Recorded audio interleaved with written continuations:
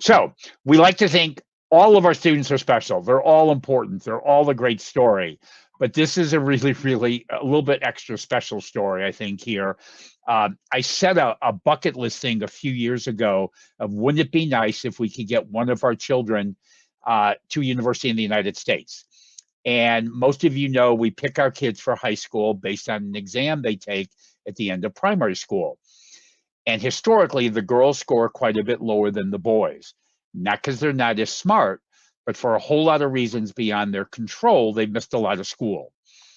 And so and I monitor all this, quite a bit here. Well, this young lady, Christine Akoth, when she graduated from primary school, she had by far the highest score anybody from the village of Dago ever had, by far. Boy, girl, didn't matter. And so when she gets into high school, she gets to go to an elite level of schools called national schools. And she went to Alliance Girls High School, which is generally considered the best high school for girls in the country. And so by about her second year of high school, I kind of decided, boy, this is the one. This should be our first person that we get to university here in the United States. To be frank, at the time, I was pretty naive as to all it would take, but what the heck. Now, in Kenya, as Christine knows, and maybe Christine doesn't know this, they're very different in a lot of ways that they keep track of data. In Kenya, everybody knows everybody's rank. So like if one of you out there are number one in a class of 100, everybody knows that. It's public. If I'm number 100 in that class, everybody also knows that too. Something that we wouldn't do here in the United States. So Christine, when she graduated from the Dago Primary School, she was the big fish in Dago. She was number one. She now gets to high school, and now she's at a high school with girls from all over the country, the smartest girls from all over the country, and she was literally in the bottom 20% when she started. She actually graduated in the top 30 girls in the country. And as Allison was saying earlier, she's a freshman at Elmhurst University. So I'll just take you quickly through the pictures here. On the left on your screen, that's a picture of Christine in high school. Then with the Elmhurst t-shirt on, that's back in Dago in front of the home that Christine is at now, her parents' home, Mama Pamela and Duncan. I brought her a couple of Elmhurst t-shirts and some other Elmhurst stuff for her and her parents. So that was in Dago. In the bottom left, that is Christine and her mom and dad at the Jomo Kenyatta Airport in Nairobi.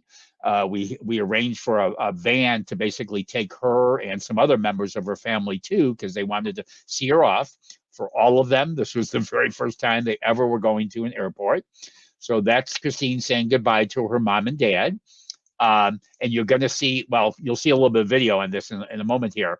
On the right side, there is Christine in her dorm room at Elmhurst. My wife, who loves making gift baskets, made a few of them for her, and that's Christine opening one of the gift baskets. And the next one there is Christine in line on the first day of orientation. I spent much of orientation with her. Bottom right there is at O'Hare Airport. The poor girl, she flew from Nairobi to Amsterdam. A 5-hour layover became a 7-hour layover, gets to Chicago, and it's 2 hours through immigration and comes out pretty exhausted, but she made it and we're very proud of her.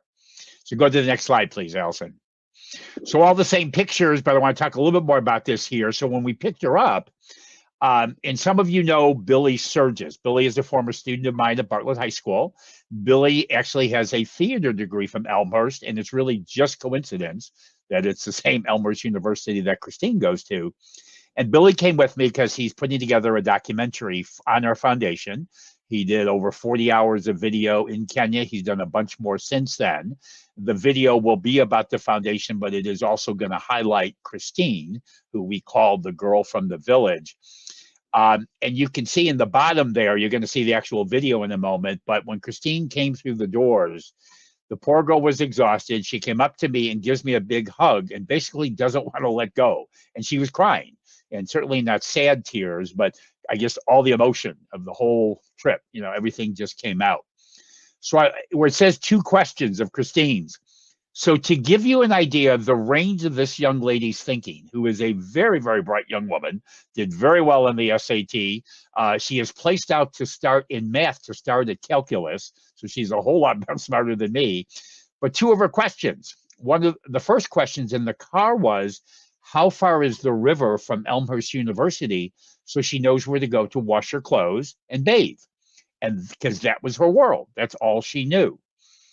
A few minutes later, she asked me how she can get to Netflix. So her questions range between those two spectrums. And a few days later, I was having breakfast with her. One of the many things we bought her was some Tide Pods. And her RA showed her how to use the washing machine and dryer that's very close to her room. We're eating breakfast, and she had a big smile, and she says, Brett, I did my wash last night. And she was all excited. You learned how to use the washing machine and dryer. And I said to her, that's a whole lot better than having to go to the river, isn't it? And she goes, yeah, it's a whole lot better than doing that.